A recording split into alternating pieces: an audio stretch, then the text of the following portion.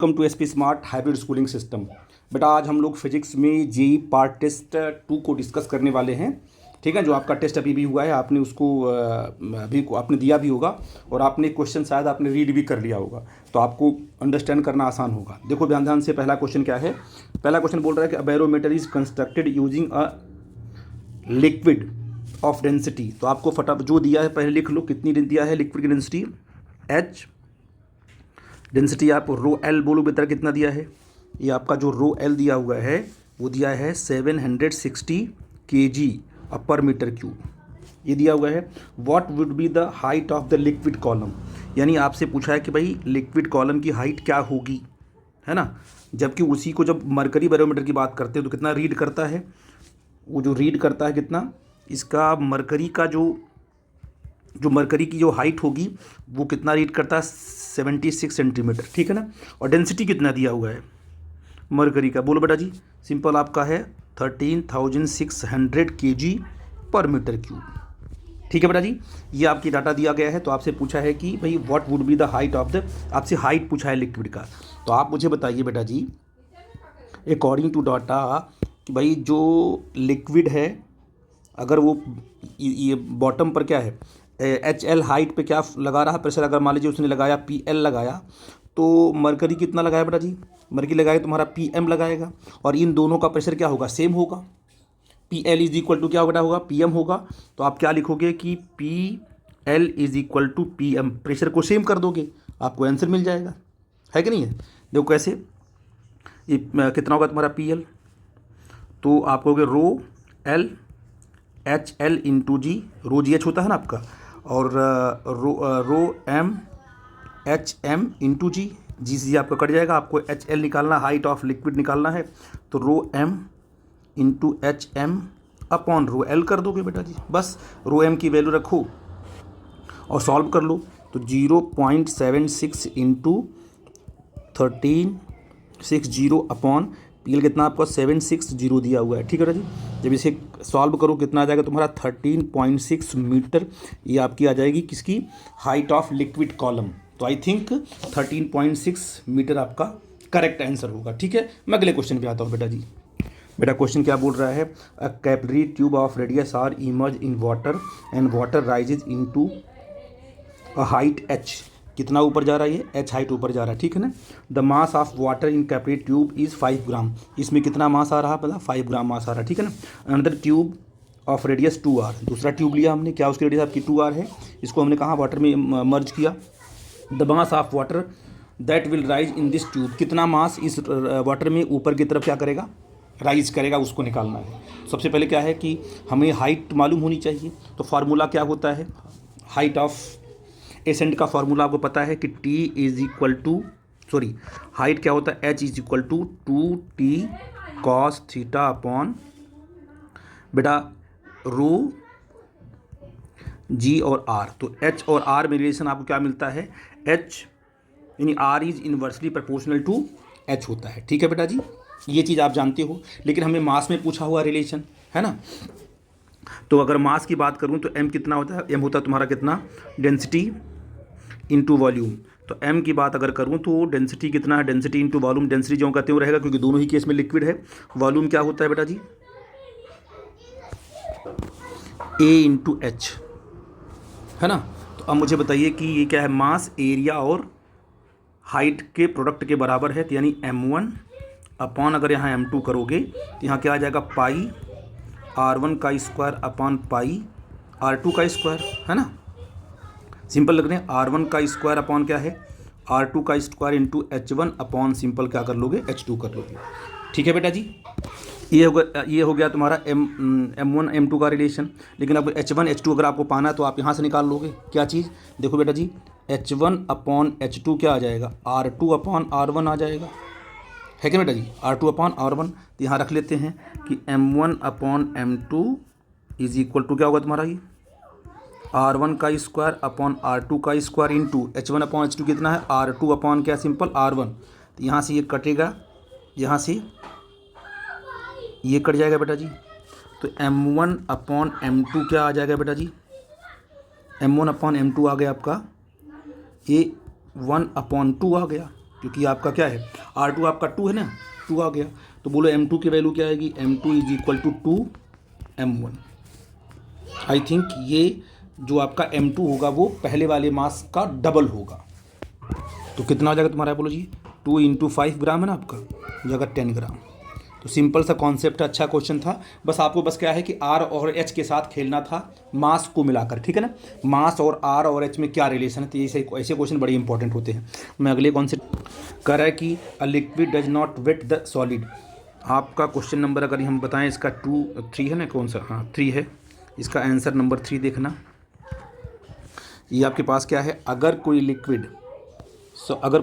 Liquid जो है कि सरफेस को भिगो नहीं रहा है, वेट नहीं कर रहा है, इसका मतलब बिल्कुल आप ऐसा बनाओगे, ऐसे, है ना, बिल्कुल ऐसे बनाओगे जो कि मरकरी करती है, ऐसे बिल्कुल, है ना, इस टाइम ऐसे। तो उसका जो क्या बोलते हैं, उसका जो कांटेक्ट एंगल होगा ना, ये जो इसका कांटेक्ट एंगल होगा ऐसे, ये हमेशा क्या होगा, ग्रेटर देन क्या होगा, यानी थीटा जो होगा वो हमेशा 90 डिग्री से क्या होगा, ज़्यादा होगा, ठीक है ना। तो आई थिंक क्या होगा, greater than, option number C correct होगा। मतलब a liquid does not wet a solid surface if angle is contact is greater than that of 90 degree, ठीक है बेटा। ये बड़ा इंपॉर्टेंट क्वेश्चन है कि a spherical ball is dropped into a long column of highly viscous liquid, the curve in the graph shown which represent the speed of the ball v in function of time. जैसे मान लिया मैंने आपको बताया था कि अगर आपके पास मान लो कोई कंटेनर है और इस कंटेनर में मान लो लिक्विड भरा हुआ है, ठीक है, ऐसे। अगर इसमें आपने एक बॉल क्या कर दिया, आपने इसमें एक बॉल एंटर करा दी, तो जब इसमें कोई बॉल आप एंटर कराते हो तो क्या होता है, इस बॉल की स्पीड पहले क्या होती है, बढ़ती है बढ़ती है बढ़ती है बढ़ती है। एक टाइम ऐसा आता है कि ये बॉल क्या करती है, टर्मिनल वेलोसिटी को अचीव कर लेती है। तो जब टर्मिनल वेलोसिटी अचीव करेगी, इसकी वेलोसिटी हो जाएगी कांस्टेंट हो जाएगी। तो अगर वेलोसिटी टाइम ग्राफ की हम बात करें कि अगर ये क्या है, अगर ये v है, सॉरी, अगर ये टाइम है और अगर ये मान लीजिए वेलोसिटी है, तो पक्का है कि पहले वेलोसिटी क्या है, वेलोसिटी पहले बढ़ेगी, है ना बेटा जी। तो पहले वेलोसिटी बढ़ेगी बढ़ेगी बढ़ेगी करते करते करते करते फिर क्या हो जाएगी, कुछ टाइम के बाद वो कांस्टेंट वेलोसिटी अचीव कर लेगी, तो ग्राफ आपका ऐसा हो जाएगा। इसका मतलब ये होगा कि जो आपका बी पार्ट है वो करेक्ट है, यानी बी ग्राफ, बी पार्ट नहीं, बी ग्राफ आपका करेक्ट है। तो आई थिंक ए वाला पार्ट देखो, जो बी ग्राफ है वो करेक्ट है, नहीं ए वाला पार्ट आपका करेक्ट है। तो ए ऑप्शन आपका क्या होगा तुम्हारा बेटा जी, करेक्ट होगा, ठीक है बेटा जी। अगला बोल रहा है कि in a soft bubble expand the pressure increases in the bubble. जो प्रेशर का आपका क्वेश्चन नंबर कौन सा है, 5 है ना। तो अगर मैं पूछूं कि भाई प्रेशर का फार्मूला क्या होता है, प्रेशर का फार्मूला बबल वाले केस में क्या होता है, 4S/R होता है।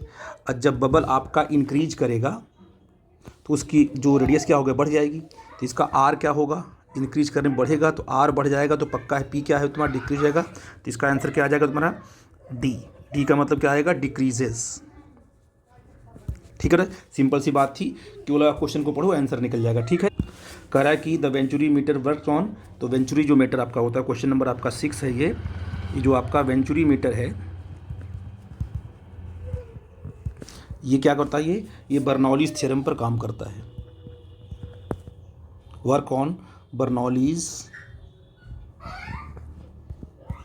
थ्योरम, ठीक है ना। तो ये आपको याद होना चाहिए कि भाई ये क्वेश्चन पूछा हुआ क्वेश्चन है, डायरेक्ट पूछा हुआ है जेई में, तो आई थिंक ये आपको याद होना चाहिए। हम लोग अगले क्वेश्चन में आते हैं बेटा जी। अब क्वेश्चन क्या बोलता है देखो ध्यान से, amount of energy required to form a soap bubble of radius 2 centimetre from a soap solution is nearly surface tension आपको दिया गया है। तो आपको क्या निकालना है, अमाउंट ऑफ एनर्जी रिक्वायर्ड। तो जो एनर्जी का फार्मूला आपका आंसर नंबर इसका 7 देखिए। तो जब सोप बबल के केस में जो एनर्जी का फार्मूला आपको आएगा, सिंपल क्या होता है, energy stored U is equal to क्या होता है, सरफेस टेंशन इनटू एरिया, है ना। सरफेस टेंशन इनटू एरिया, ये किसका फार्मूला है बेटा जी, ये एनर्जी का फार्मूला है। लेकिन ये सोप बबल है, सोप बबल में क्या होता है, अगर ये सोप बबल है, एक बात याद रखना कि अंदर भी एयर है और बाहर भी एयर है। इसकी दो बाहर वाली सरफेस एरिया को काउंट करेंगे और इनर भी करेंगे, तो क्या होगा कि यहाँ पर जो एरिया हो जाएगी वो 2A हो जाएगी। तो जो एरिया आपकी हो जाएगी इन केस आप soap bubble, E is equal to T into 2A, है ना। तो आपको सरफेस टेंशन कितना दिया है बेटा इसमें, 0.03 न्यूटन पर मीटर दिया हुआ है। देखो ध्यान से 0.03 न्यूटन पर मीटर दिया हुआ है, और इंटू 2 इंटू एरिया कितना दिया है आपका, कितना है 2 सेंटीमीटर है, तो पाई आर स्क्वायर का मतलब क्या होता है, आर आपका सेंटीमीटर में है, कितना आपका है 2 इंटू 10⁻⁻4 हो जाएगा। ठीक है बेटा जी, आई थिंक क्योंकि 10⁻⁻2 होता है ना, हो जाएगा तुम्हारा 4। सॉल्व कर देंगे तो ये आपका आ जाएगा 3.01 इंटू 10⁻⁻4 जूल। इतनी एनर्जी की रिक्वायरमेंट होगी 2r रेडियस के, इतनी एनर्जी की रिक्वायरमेंट होगी कि 2 सेंटीमीटर के रेडियस के बबल को बनाने के लिए इतनी एनर्जी हमें सप्लाई करनी पड़ेगी। ठीक है ना, इतनी एनर्जी। आई थिंक मेरी बात समझ पा रहे हो आप। अब यहाँ पर दिया गया hydraulic press containing a water has 2 arms with diameter mention in the figure. ये डायमीटर आपको दिया गया है, मैं इसको बड़ा करता हूँ, देखो ध्यान से। ये कितना डायमीटर दिया गया है, 14 सेंटीमीटर दिया गया, यहाँ पर कितना 1.5 सेंटीमीटर दिया गया। ठीक, हाँ। अच्छा, ए पर कितना फोर्स एक्ट किया गया, 10 न्यूटन का फोर्स यहाँ लगाया गया। Applied on a surface on water in the thinner arm, the force required to be applied on the surface water in the thicker arm to maintain the equilibrium of water. अगर इस water को equilibrium maintain करना है तो यहाँ पर कितना हमें फोर्स लगाना पड़ेगा। ठीक है बेटा जी, और आपने कितना फोर्स लगाया बेटा जी, मान लो आपने फोर्स लगाया इधर F1 लगाया, तो इधर क्या होगा तुम्हारा, मान लो F2 हो जाएगा, है ना। तो पास्कल के हिसाब से क्या होगा, देखो जी, ये आपका क्वेश्चन नंबर 8 है ना, F1 अपॉन A1 है ना is equal to F2 upon A2। जितना प्रेशर यहाँ, क्योंकि अगर ये इक्विलिब्रियम में आ गया तो जो प्रेशर यहाँ होगा ना, जो प्रेशर यहाँ एक्ट होगा इस वाले पॉइंट पर, वही प्रेशर यहाँ भी एक्ट होगा एक लाइन पे। तो ऊपर वाला ये प्रेशर और ये वाला प्रेशर बराबर होगा, F1 upon A1 equal to F2 upon A2, है ना। तो हमें निकालना क्या है, F2। इसको हमने F1 मान लिया, इसको हमने क्या माना है, F2 माना है। यहाँ पर लगने वाला फोर्स क्या आपका F2 है, तो F2 की वैल्यू क्या होगी, F2 इक्वल टू क्या होगा बेटा जी, बोलो। तो F1 is equal to A2 upon A1। ठीक है ना। तो अब मुझे बताओ कि F1 की वैल्यू क्या दी गई है आपको, 10 दी गई है, और ये क्या दिया गया है, पाई R2 का स्क्वायर अपॉन पाई R1 का स्क्वायर। पाई से पाई आपका कट गया, तो आपका 10 आ गया, 10 R2। ये आपका R2 है ना, आपका कितने सेंटीमीटर है बेटा जी, ये आपका है 14 सेंटीमीटर। ये डायमीटर है, तो R कितना हो जाएगा इसका, 7 हो जाएगा। तो 7 अपॉन यहाँ कितना होगा, 0.7 होगा इसका, इस वाले का 0.7 होगा, इसका हम स्क्वायर कर देंगे। इसको हमने मीटर में कन्वर्ट नहीं किया, क्यों, क्योंकि ऊपर भी सेंटीमीटर है, नीचे भी क्या आपका है, सेंटीमीटर है। ठीक है बेटा जी, आई थिंक मेरी बात समझ पा रहे हो आप। इसी एक कट करेगा, है ना। तो यहाँ कितना आ जाएगा बेटा जी, यहाँ आ जाएगा तुम्हारा 7, ये हो जाएगा तुम्हारा 49। ठीक है बेटा जी, सॉरी ये 0.7 है ना आपका, तो ये हो जाएगा तुम्हारा 17/7, है ना। तो 70/7 से कटेगा, आ जाएगा 10, 10 का स्क्वायर हो जाएगा 100, तो हो जाएगा 100, 10 इंटू 100, ये आपका आ जाएगा 1000 न्यूटन। बहुत इंपॉर्टेंट क्वेश्चन है। F2 कितना आ जाएगा बेटा जी, 10,000 न्यूटन। आई थिंक मेरी बात आप समझ गए, तो इसको बड़ी आसानी से आप सॉल्व कर लेंगे। ठीक है, मैं अगले क्वेश्चन पे आता हूँ। बेटा बोल रहा है कि a thin flat circular disc of radius 4.5 centimetre. एक आपके पास डिस्क है जो सरफेस के बिल्कुल ऊपर रखी गई है, और जेंटली बहुत ही आराम से क्या उसको आपने प्लेस किया हुआ है। If the surface tension of the water दिया हुआ है कितना, T इज़ वॉट 0.07 न्यूटन, है ना, पर मीटर। ठीक है ना। Then the excess force required to take it away from the surface. तो इसको अगर ऊपर उठाना हमको है, क्या करना है, इसको हमें ऊपर उठाना है, तो कितना हमें क्या है, एक्सेस फोर्स लगाना होगा। जब इसको आप ऊपर उठाओगे तो सरफेस टेंशन कहाँ से खींचेगा, अपनी तरफ खींचेगा। तो ये जो वाटर इस पूरे के पूरे सर्कल, इस पूरे रिंग के, अच्छा डिस्क आपका है, तो डिस्क अगर आपका है तो बताइए वो कहाँ पर लगाएगा, सरफेस टेंशन कहाँ लगेगा, पूरे डिस्क पर नहीं, इसके सरकमफरेंस पर, क्योंकि इसका सरकमफरेंस ही एयर के कांटेक्ट में है, तो वो कहाँ खींचेगा, उसको नीचे खींचेगा, है ना। तो force due to surface tension कहाँ खींचेगा, नीचे खींचेगा। उसी के बराबर ही क्या हमें फोर्स अप्लाई करना पड़ेगा।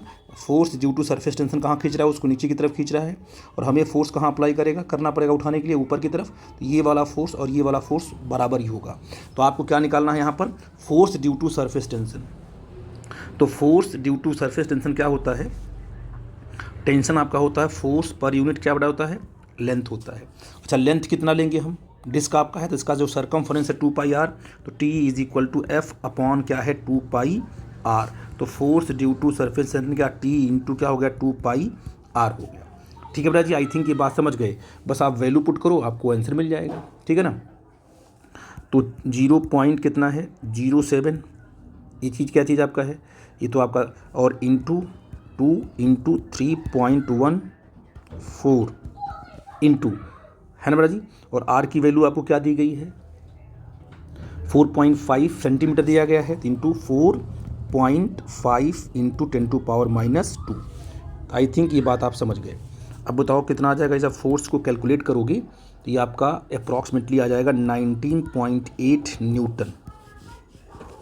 तो आई थिंक आपका ऑप्शन जो हो जाएगा ए करेक्ट हो जाएगा। ठीक है बेटा जी, इस तरीके से आप कैलकुलेट करोगे। अब मैं अगले क्वेश्चन में आता हूँ। क्वेश्चन नंबर 10 बोल रहा है कि a body is moving unidirectionally under the influence of a constant power, its displacement in time proportional to. तो पावर का formula P is equal to क्या है F.V, ठीक है ना। अब अगर हम पावर को कन्वर्ट करते हैं, अब हमें टाइम के साथ चाहिए रिलेशन पावर का, तो P इज इक्वल टू क्या होगा mass into acceleration into V, ठीक है ना। अब ए क्या होगा देखो आपके P इज इक्वल टू, अब ये क्या होता है, अगर हम ए की बात करें तो ए आपका होता है,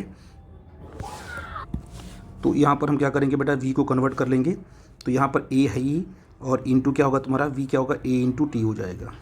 तो power is equal to M A square into T, ठीक है जी। तो ये तो आपने लिख दिया, ठीक है। तो बच्चा क्या करता है, डायरेक्ट क्या करता है कि P प्रोपोर्शनल टू टी लिख देता है, जबकि वो गलत है, क्योंकि यहाँ पर एक्सीलरेशन बचा हुआ है, क्योंकि ए को भी क्या करना पड़ेगा, आपको चेंज करना पड़ेगा इन टर्म ऑफ टाइम। तो आपको पता है कि क्या होता है S equal to U T plus half A T का स्क्वायर। यहाँ से ए किस में कन्वर्ट करोगे, टी में कन्वर्ट करोगे, तो यहाँ से बेटा यू आपका 0 है, क्योंकि इनिशियल हम 0 ले लेंगे, तो यहाँ से टी कितना आ जाएगा बेटा जी, टी आ जाएगा तुम्हारा 2s,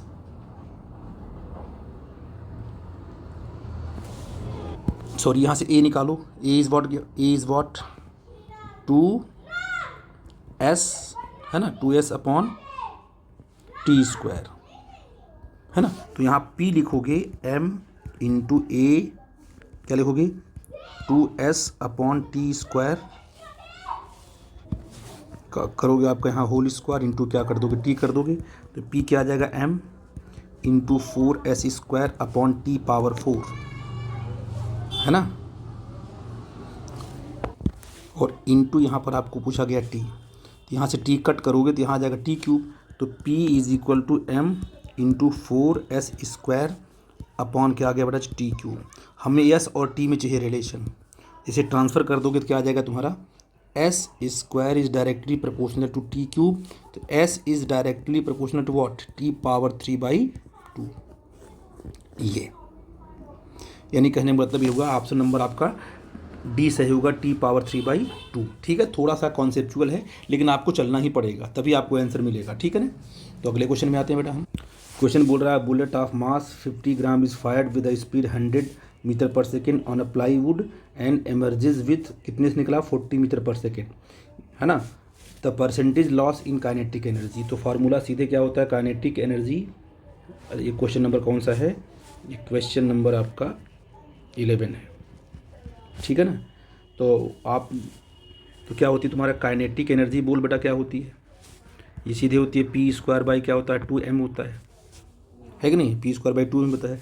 तो यहाँ से kinetic energy is directly proportional to what, क्योंकि पी आपका है ना यहाँ पर, तो देयर इज नो रूल, आप इसका कोई फार्मूला का यूज नहीं है, सिंपल आप लिखोगे काइनेटिक एनर्जी क्या है, kinetic energy directly proportional to V square. क्यों बच्चा जी, अब आप क्या है आपको निकालो कि चेंज इन काइनेटिक एनर्जी क्या होगा, यानी डेल्टा के ई अपॉन क्या निकालना आपको है के ई, है ना। चेंज निकालना है तो क्या होगा, इसका चेंज निकालेंगे, है ना। तो क्या होगा v1 का स्क्वायर माइनस v2 का स्क्वायर अपॉन क्या आ जाएगा बड़ा जी, सिंपल v1 का स्क्वायर, ठीक है ना। तो कितना है v1 आपको दिया 100 का square minus 40 square upon v1 का स्क्वायर क्या है आपका, ये 100 का स्क्वायर हो जाएगा। ठीक है बेटा जी, आई थिंक मेरी बात समझ पा रहे हो आप। तो यहाँ से जब सॉल्व करोगे तो कितना आ जाएगा, ये आ जाएगा 60, क्योंकि आप ऐसे भी कर सकते हो इसका स्क्वायर कर दो माइनस, नो प्रॉब्लम।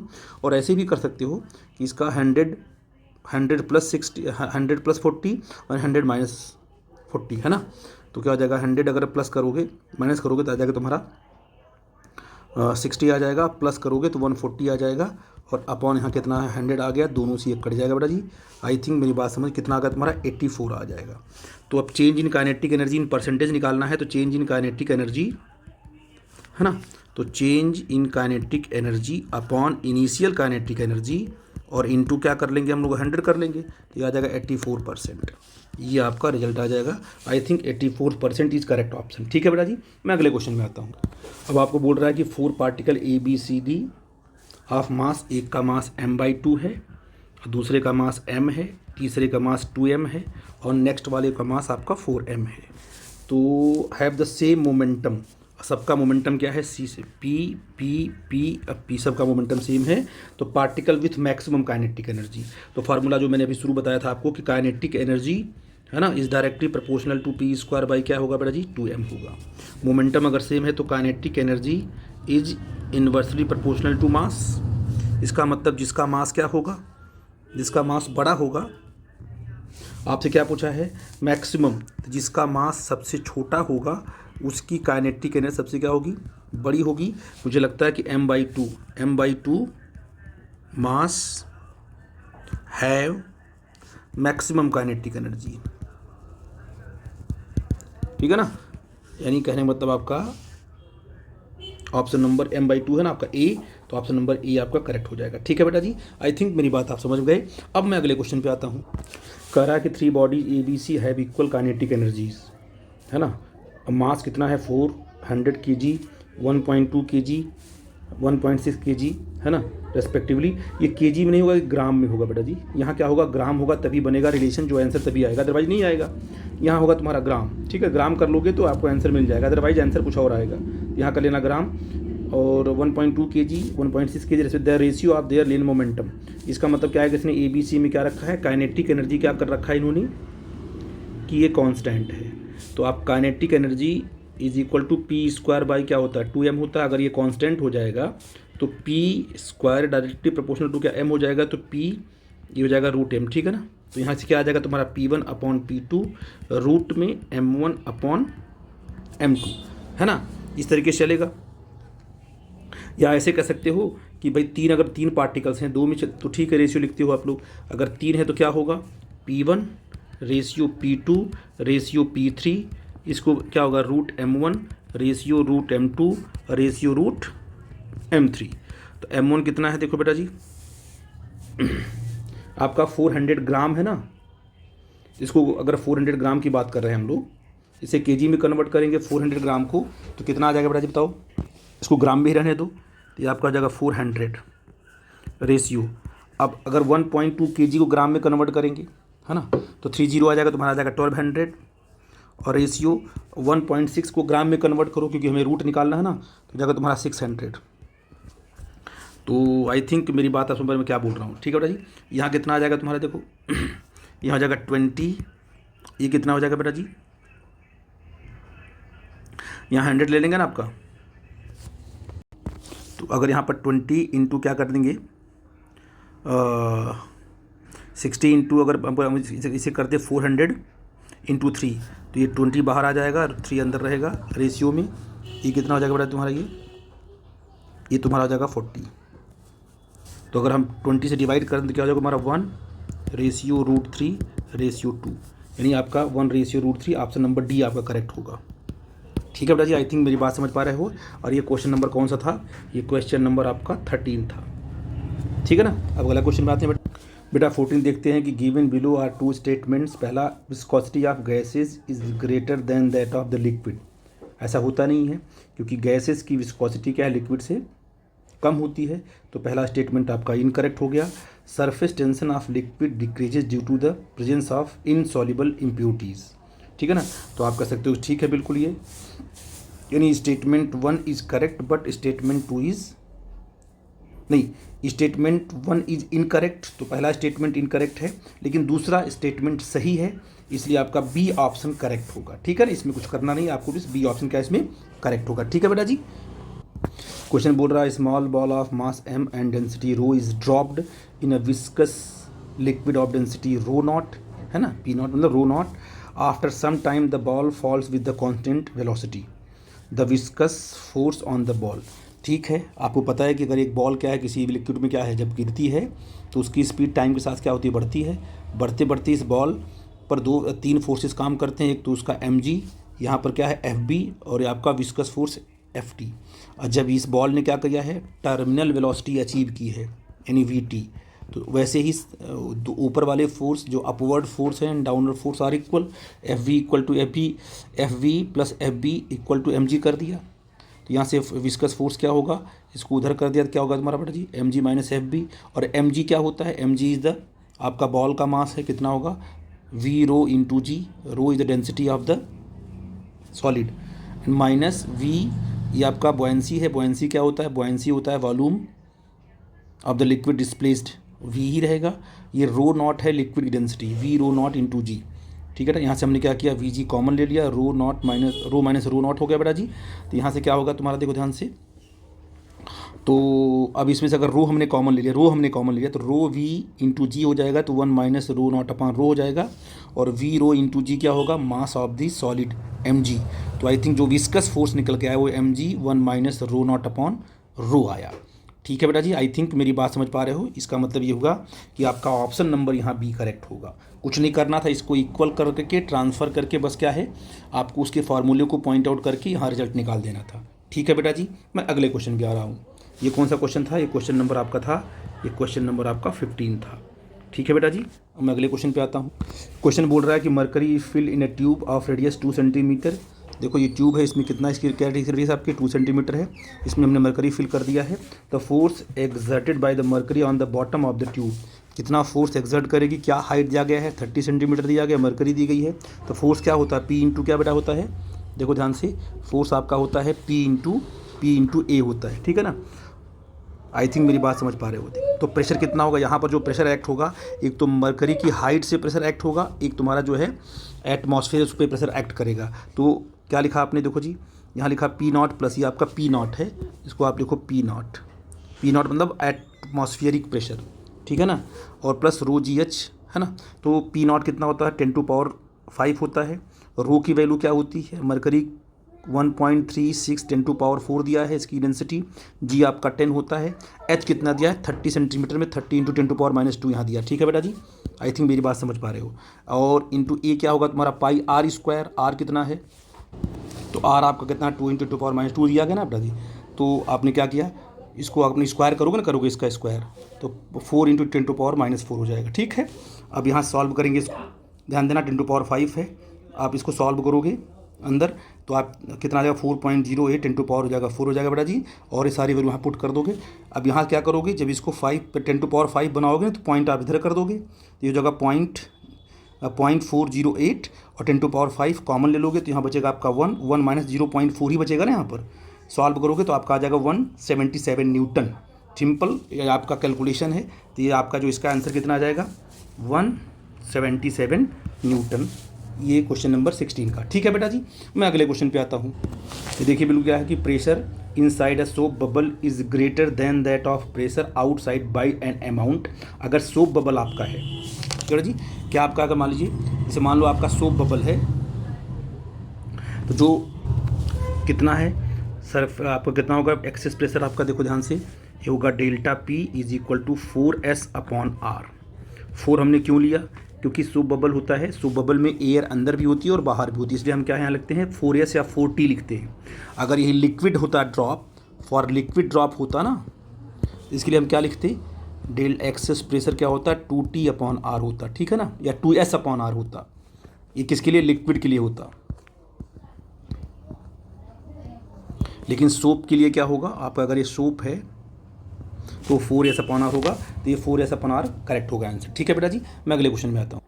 क्वेश्चन आपका maximum elongation of a steel wire, question number 18, कितना आपका है 1 metre length if the elastic limit of steel of, है ना, steel and its Young's modulus respectively आपको दिया गया है 8 into 10 to power 8 newton per metre square and 2 into 10 to power 11 newton per metre square. ठीक है ना, तो आपको यंग्स मॉडुलस और इलास्टिक लिमिट दोनों दी गई है ना। तो आपको निकालना है मैक्सिमम एलोंगेशन। तो आपको लेंथ कितना दिया गया है 1 मीटर, क्यों बच्चा जी, है ना, और आपको डेल्टा एल निकालना है। तो y इज इक्वल टू आपको ऑलरेडी दिया हुआ है, तो आप बताइए कि ई क्या होता है, मैक्सिमम जो मैक्सिमम स्ट्रेस होता है उसको हम ई बोलते हैं। तो ई इज इक्वल टू क्या होता है, एफ बाई ए।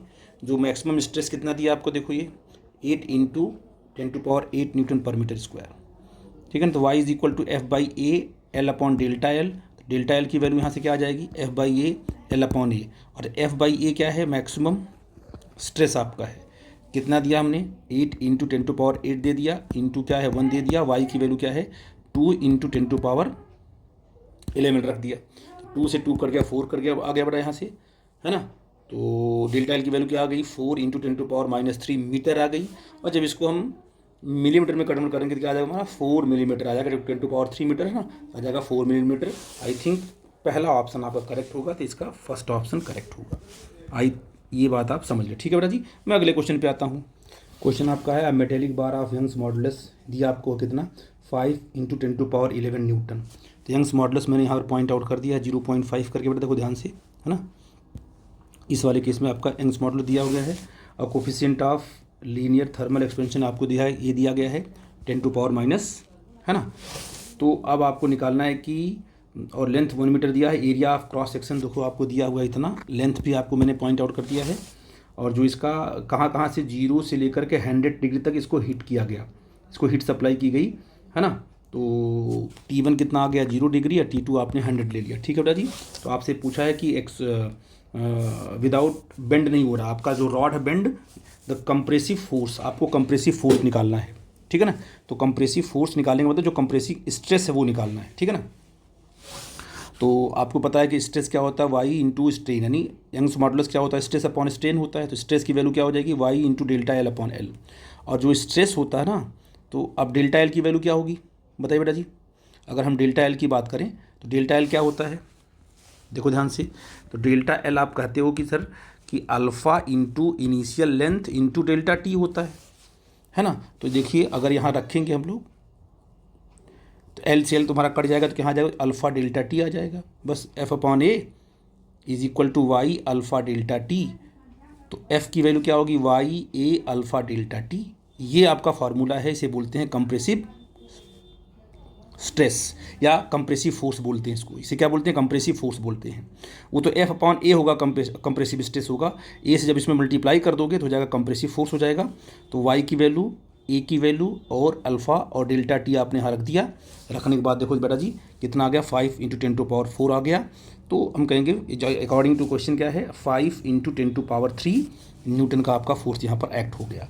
तो आई थिंक मेरी बात ये ऑप्शन आपका करेक्ट होगा, यानी ऑप्शन नंबर बी आपका करेक्ट होगा, ठीक है बेटा जी। प्रोसेस आपका यही है, इसलिए मैंने प्रॉपर तरीके से सॉल्व करके आपको एक्सप्लेन किया है, ठीक है। मैं अगले क्वेश्चन में आता हूँ। कह रहा है बेटा कि टू मेटेलिक, क्वेश्चन नंबर 20 क्या बोल रहा है, two metallic wire P and Q have the same volume and are made up small material, ठीक है ना। सेम मटेरियल, सॉरी क्या है, सेम, पी और क्यू का क्या है आपका सेम मटेरियल है। If their area of cross section are in the ratio, area क्या है 4:1 में है, and force is applied, F क्या है, force is applied on P, and extension कितना है, delta L is produce, the force which is required to produce same extension in Q is F2, the value of F2 upon, है ना।